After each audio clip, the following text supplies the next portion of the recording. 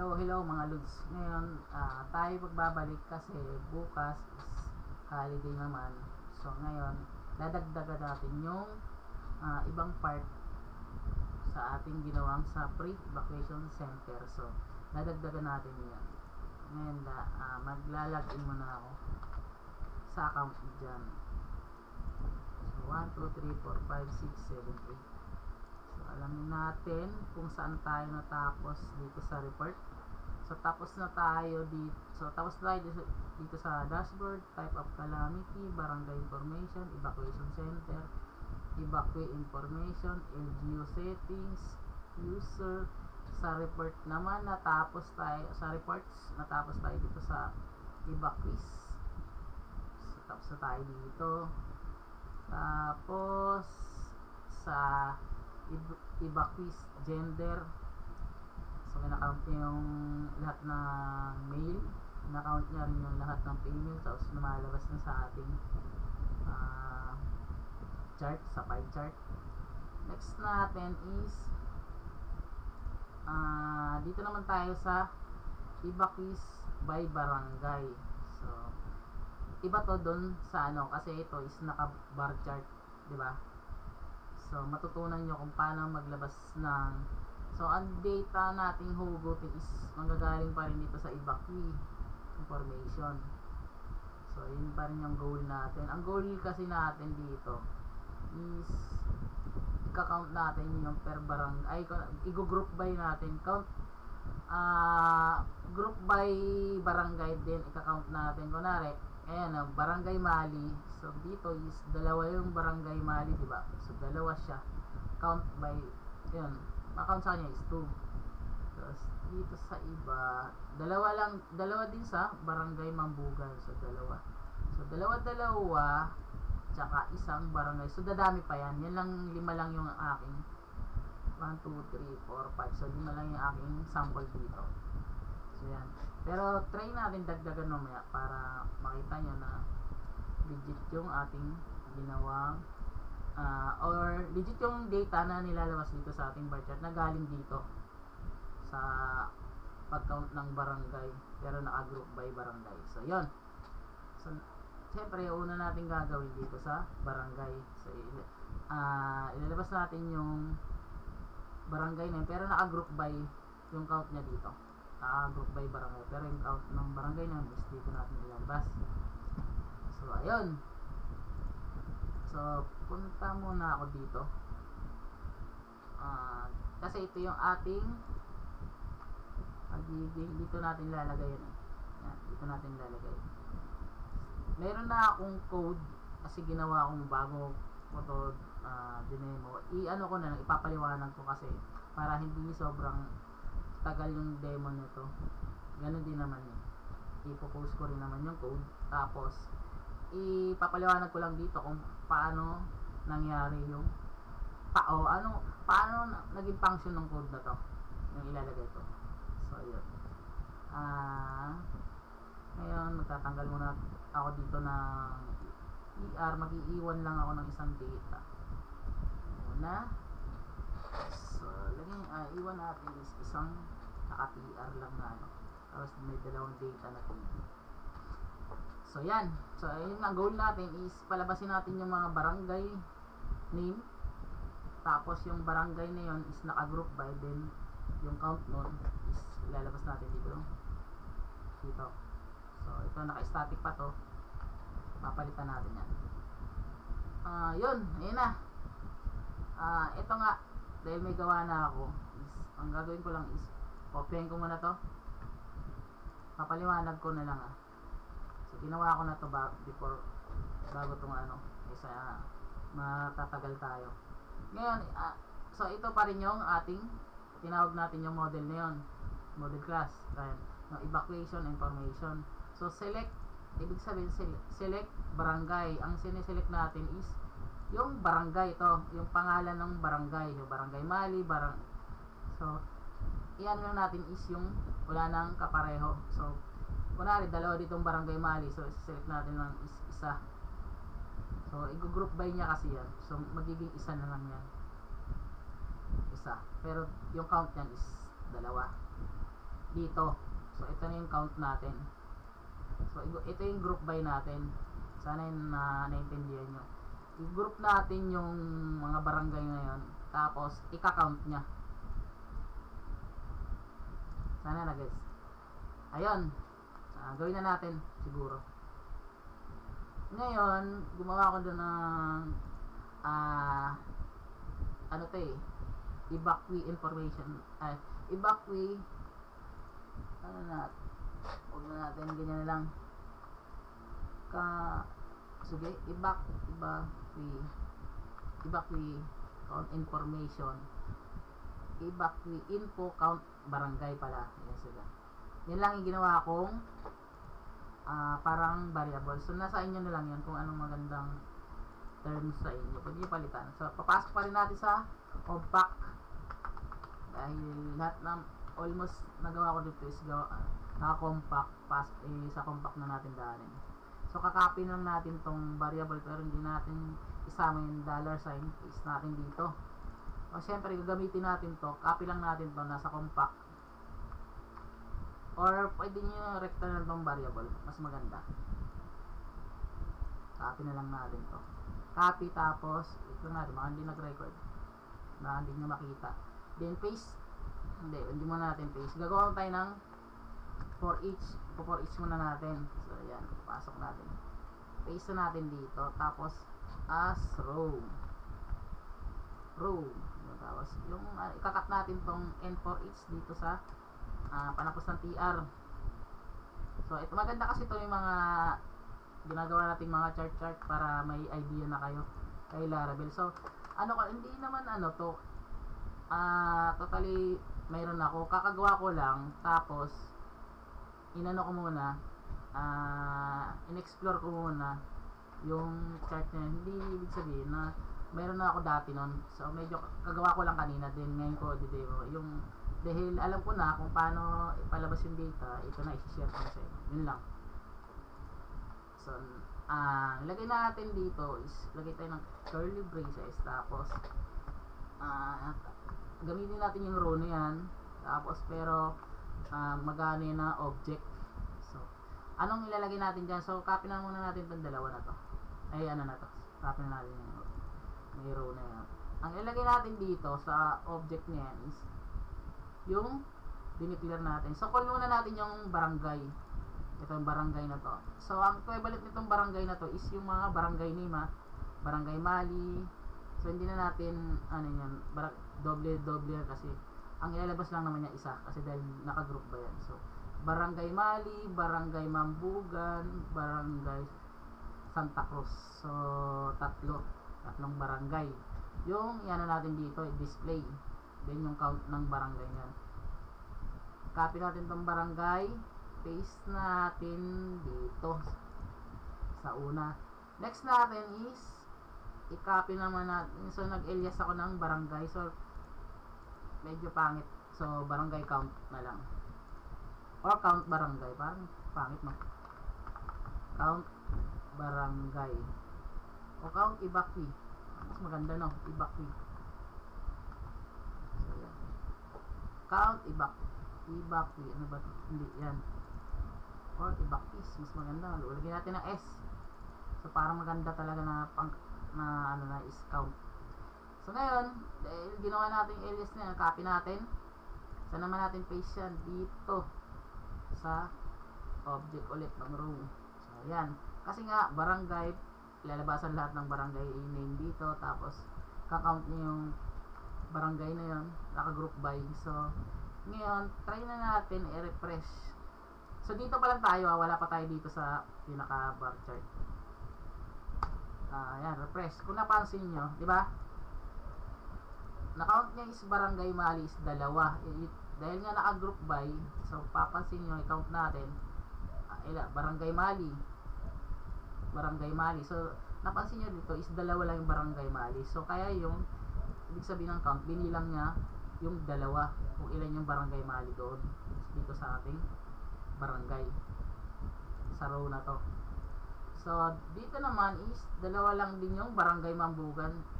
5 lang to ulitin ko lang, 5 lang yung data na to. So dadami pa yan yung data dito. dalawa lang din yung barangay Mambugan, kaya kinount niya as dalawa. So barangay Santa Cruz, mapapansin niyo naman isa lang yung Santa Cruz, kaya kinount niya as 1, di ba? So yun, kinount niya, ayan. So try natin para malaman natin na legit. So mag-count, ano tayo dito. So dalawa, wag natin parehas na dalawa. So gawin natin tatlo yung isa dyan. So punta lang ako dito sa evacuee information, kasi dito yan. Si ano natin. So sample lang naman to, Lebron James. Ay, James Lebron ba? Ano nun? Irving yata yun si Irving. Hindi ko alam spelling Kyrie. Walang spelling, ibahin nga natin pangalan. Si ano na lang, si Estrella, yung ano, Estrella Irving. So naka-C, tapos ano ko lang, 2, 4, 6, 8, 10. So yan, 34 na siya. Male, select. So ayan, kunwari try natin yung Barangay Mali, kasi dalawa yung Barangay Mali tsaka yung Barangay Mambugan is pare silang dalawa. Ngayon gawin natin tatlo yung isa sa kanila, kasi pare silang dalawa. So sample lamang, sample address 2. So mayroon kasing isa. So yan yung head of family. Head of family si Senior Aguila. Ito lang si John Kennedy, no? Tapos yun lang, tapos save. So check natin dito sa report kung nagtatlo yung isa sa kanila. So evacuees by barangay, boom, di ba? So tatlo, 3, 2, 1, kasi try natin kung legit na nagtatlo nga yung Barangay Mali dito. So para naintindihan nyo yung count, naka-group by count, group by barangay, tapos kinakount natin yung barangay na to. 1, 2, 3. So legit, tama yung na-count ng ating system, di ba? So yun, so nagawa na natin yung sa part dito. Nilabas natin yung barangay name, tapos yung count ng barangay na yan, kung ilan yung mayroon dito. Nag-register kumbaga sa evacuees information, ilan ni-register sa kanya o ilan yung info sa kanya. So tatlo, di ba? Next natin ito na. So excited ko na part to, kasi almost mahirap gumawa ng mga ano, lalo ko naka-Ajax tong, ay naka JavaScript tong part na to eh. So hindi natin malaman kung paano siya gawin. So as usual, kopyahin ko lang yung aking unang-una is ito muna. Kopyahin ko lang to, papaliwanag ko naman to. Meron na akong abang na code, ayaw ko na i-type. Mawasak lang ating keyboard kaka-type ng badabing code. So unang-una ilagay ko, papaliwanag ko ulit, paste ko lang dito. So kung na-download nyo na yung system, ang gawin nyo lang is iano nyo na lang, kasi push ko naman ulit yung mga update na code. Kung hindi kayo kunwari ito sa admin controller, so puntahan nyo lang tong view all barangay report, tapos i-paste nyo lang tong bago kong code. Ito, paste nyo lang dito sa part ng, so 364 na line, diba? Tapos ito yung bago kong update, paste nyo lang dyan. Kung na-clone nyo na yung ating system at napagana nyo sa inyo. Ayun, hindi pa, yun nga, ano nyo lang to, explore nyo na lang. Ngayon, pasensya na kayo sa mga pero ganyan lang muna yung aking ginawa. Next ko is, anin ko muna, may kakopy lang ako, copy ko lang tong part na to. So paste ko dito, paste ko dyan. So itong barangay name, itong barangay name na to is galingan dito sa ginawa kong alias. Tapos itong alias na ginawa ko is binato ko dito. sa loob ng pinaka-array. Tapos, nag-loop ako dito. Bali, ang ginawa ko lang dito is kukunin ko lang lahat ng barangay name. Yun lang. Walang halong count dito. Ang goal ko lang dito is makuha yung mga to. Ito to. Yung barangay name. So, tatlo yun. Yun lang yung goal natin. Kunin din. Kasi hindi natin pwede gamitin to. May na-encounter kasi akong part. So, ayun. Ngayon, ang gawin ko muna is pupunta muna akong footer.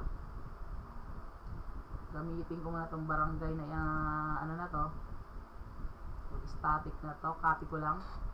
Disable ko muna. Tapos, paste ko muna dito sa barangay report. Sa baba lang. Dito lang. So, yan.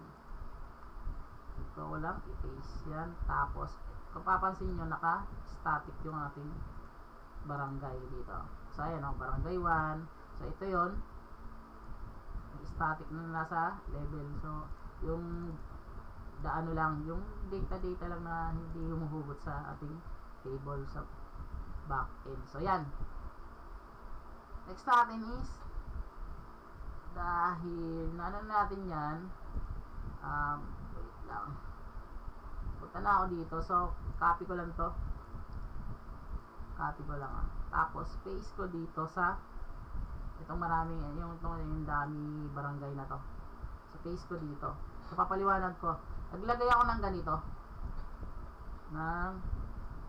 Sige, ano ko muna. Refresh ko muna. So, yun. Check na natin. Tama yun. So, barangay name. Tapos, inano ko sa JSON encode. Ito yun. Yung result na to. Pinasok sa tapos, barangay name. So, ano pa rin. Ito pa rin. Sineselect ko yung barangay lang as barangay nag-alias ako. So, barangay name lang inukuha natin dito. Check na natin kung lalabas yung barangay name. So, napansin nyo is napalabas natin yung barangay name. Barangay Mali, barangay Mambugan, barangay Santa Cruz. So, match siya dito sa tatlo. So, legit, diba? Nakuha din natin yung tapos nalagay din natin dito sa bar chart. Ngayon, wait lang i-right click ko na para malaman nyo. Yung, naglagay kasi ako ng str.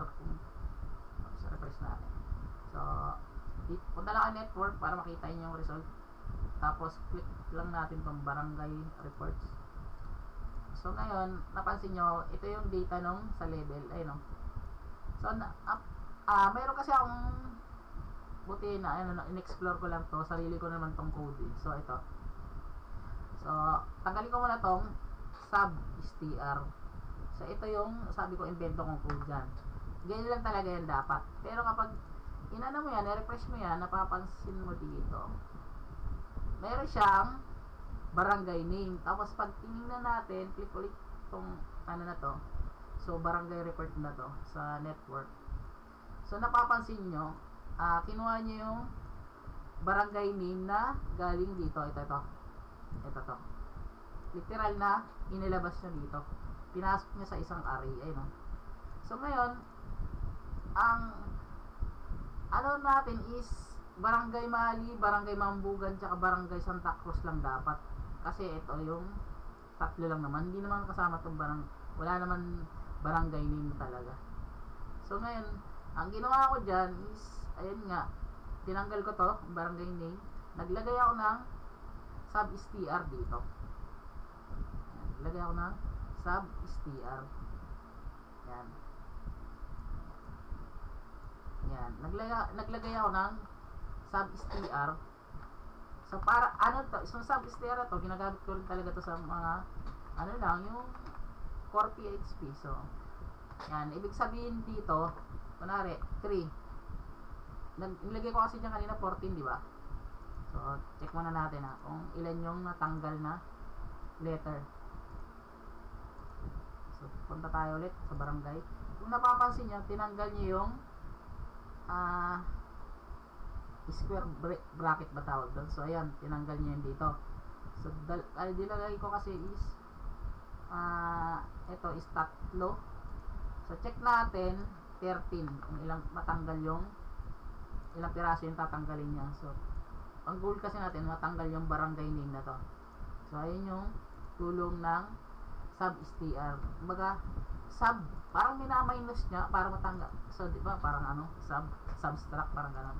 So, tatanggalin niya yung mga na yan, yung mga, yung barangay, yung word na to, yung barangay name. Ang goal natin, tanggalin to, isama natin tong ito.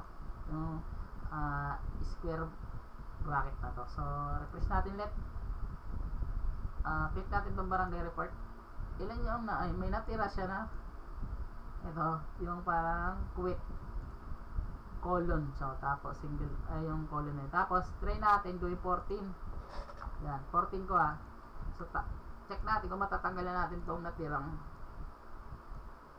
colon yan. Tapos, yung colon tawag dun, o sa akin kasi quit quit, di ba? So, pinakamagandang dun. So, napansin nyo is natanggal nga, pero hindi pa rin lumabas dito yung chart na kanina. So, napansin nyo, wala kasi itong partner yung square bracket na to. Ito, yung sa huli. Ayan, napansin nyo. Kaya, para lumabas yung bar chart na yun, ang ginawa ko, nilagyan ko lang to ng partner tong square bracket na yan. So, ang ginawa ko dito is, naglagay ako dito ng string muna, tapos naglagay ako ng ganito lang. Tinanggalan ko lang siya ng partner kasi nga, ang goal natin, tapos lagyan natin ng tuldok kasi mayroon tayong PHP dito. So, yan. So, itong part na to is, ilagyan lang natin ng partner tong nasa panapos. Ito, ang pinakadulo na square bracket na to. So, pansin nyo, wala sa dito. Diba? Wala siyang, hindi kasi natin ma-edit eh. So, ayan o. Wala siyang partner dito sa sunod ng levels. Diba? So, ngayon, dahil nilagyan na natin, para alam nyo na yung flow, ang gamit nito. Yung sub-str. So, tinachop-chop at tinatanggal lang natin yung mga. So, mamaya tuturo ko lang. Paano naman kapag sa ako nagtanggal? Dito ako nagtanggal sa kabila. Kasi ang tinatanggal natin, dito galing. Gusto natin magtanggal naman dito sa kabila. So, ngayon, ang gagawin nyo lang is, lagay lang na kayo ng quit na ganyan. So, kung ilan yung tatanggalin nyo sa kabila, do sa right side. Dito kasi sa left side tong 14. Doon naman sa right side tong kung anong tatanggalin nyo sa kabila. So, yun yung ano niya. Yan na lang. Refresh natin kung legit. Boom, di ba? Napansin nyo, napabalik na natin yung mga barangay name. So, ayan, di ba? So, check ulit natin dito sa ating network. Ayun yung nilagay natin, oh. So, nagkaroon na ng partner yung dulo natin. So, check natin, di ba? So, kasi dahil dito. So, yun. Yun yung parang nilaro ko lang yung code na to. Kung hindi mo kailangan, hindi ka pwedeng titig lang sa code. Need mo rin inspect element, tapos siyempre dahil nga naka JavaScript to, so tinitingnan ko yung result dito sa ating network. So tinitingnan ko yung result dito. Hindi ka pwedeng lagi nasa console din tumingin, hindi naman pwedeng ganun. So minsan wala naman dito. So need mo rin tumingin dito sa network. So ayan. Tapos click mo lang kung ano yung ano mo dito. So barangay reports kasi yung ating dito. Ito. Yan, barangay reports. Yun, di ba? Yun.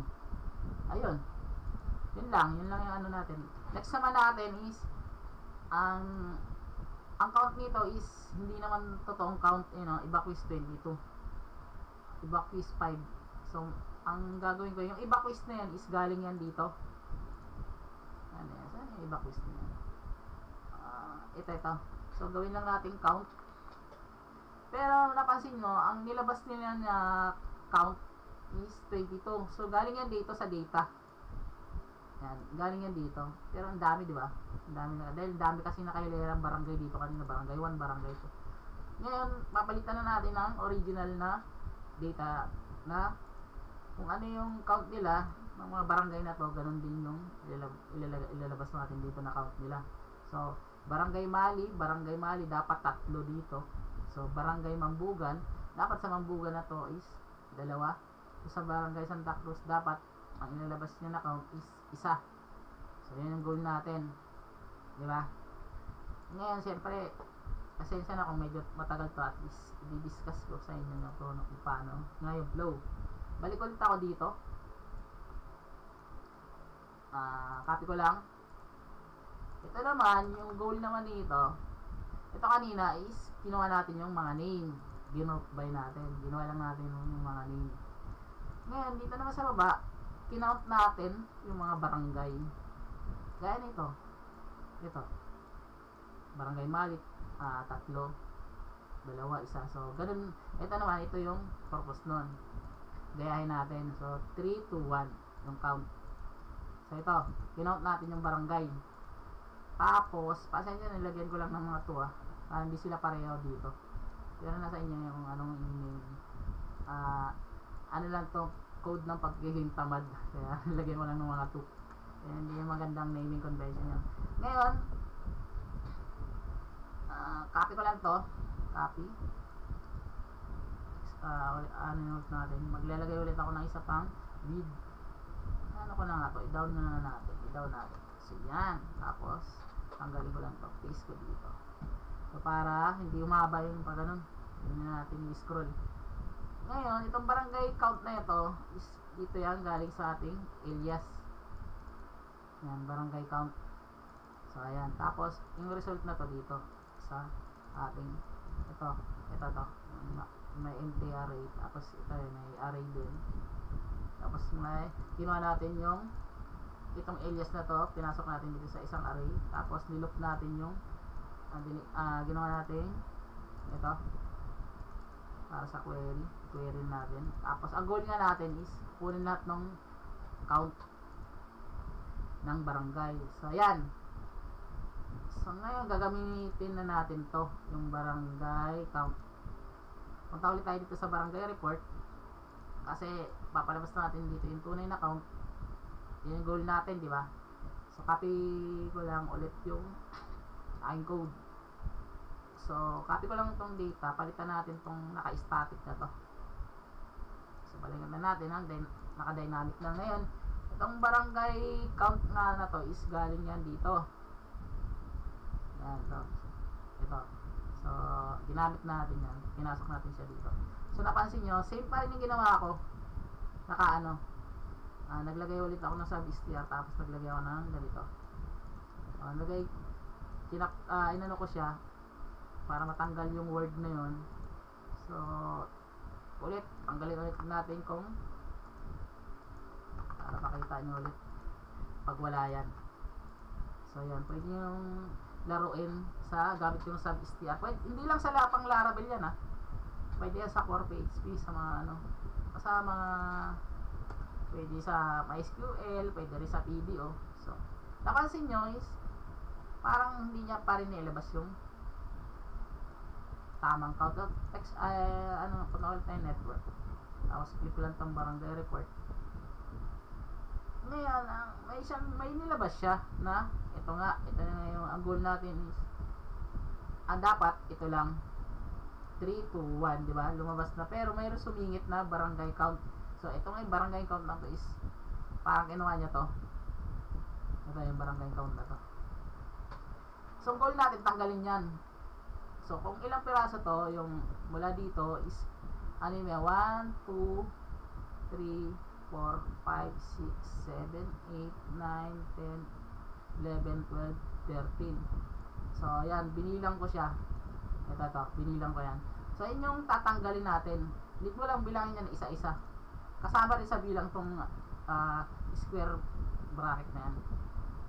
Kasama rin sa bilang yan. Pati yung single, ito. Tapos, ngayon dahil na-count na natin, 15 na count ko dyan. So, yun. Punta tayo dito. Single code, diba? Tapos, punta ulit tayo dito. Ano yun? Sa barangay reports. Punta tayo dito ulit. Tapos, ang gawin natin is sub-str. Alam nyo kung paano gamitin yung sub-str niyan. So, So, yan nga, sinasabi ko pwede nyo itong gamitin sa MySQL, IRPDO. Hindi lang siya pang. So, mayroon talaga na sub-str si ano na ganyan. Ano ba yung ano na? Ganyan lang, ginamit ko lang yung pang ano. So, check natin. Tingnan natin. Try natin tanggalin muna yung ano. So, ito, yung tatlo. Check natin matanggal yung tatlong unahan na yun. Maglagay lang ako ng 3. Refresh natin Hindi siyang laruin. Network ulit tayo. Punta tayo dito. Kung napansin na wala yung ano, di ba? Yung magkasunod na square bracket, di ba? Di ba? Ayun, nawala sila. Yung dalawa na yun. Ngayon, tsaka yung isang, di ba? Ano na part ng double quotes? Ayun, nawala. Ngayon, ang goal natin is try natin 15 kasi nilagay ko dyan natin kung tanggal na. Punta ulit sa barangay report. Check, nawala, di ba? Nawala na. At least wala na talaga yung word na yun. Pero wala nga tong partner, itong nasa dulo ng square bracket na to. So, same doon, para magkaroon ng partner to, naglagay ako ng ganito. So, ayun nga, invento lang natin to pero kumagat naman. Pang magic magic code. Yan. Lagyan natin ganyan para may partner yung dulo dito na may ganito. Yan yung goal natin. Kasi nga, pansin nyo dito sa code, ayun 3, 2, 1, pero may square bracket sa dulo, pero wala siyang partner sa unahan. Kaya natin nilagyan ng ganito. So, check na natin kung legit. Drawing lang So, refresh natin. Boom! Pansin nyo, count 3. Barangay Mali is count 3. Dito, Barangay Mambugan is count 2. So, hindi nakita. Hindi na namin kasi 1 lang siguro. Hindi naglalabas ng ganitong line ng baro. 1 lang siya si Barangay Santa Cruz. So, legit. So, ayun. Nagawa na natin yung reports by barangay. So, sana may nakuha kayong idea kung paano palabasin yung tamang data na hinugot natin dito. Grinop by natin yung bawat barangay, then kinount natin. So, gamit yung ating code na to. So, 3. Yan. 3. Tapos, pinasa lang natin dito para may palabas natin dito. So, sana may nakuha ko yung idea. So, maraming salamat. So, proceed tayo sa next topic. Dahil natapos tayo yun. Subaybayan nyo lang ako dito sa aking ginagawa. So, marami kayong matutunan dito sa Laravel bago tayo tumalon sa ibang language. Like, Merstock, Next.js, 40 na ngayon, Ang bilis. So, yun. Maraming salamat. Huwag niyong kalimutan i-subscribe ang aking YouTube channel at i-click yung bell notification. Yun lang. Thank you.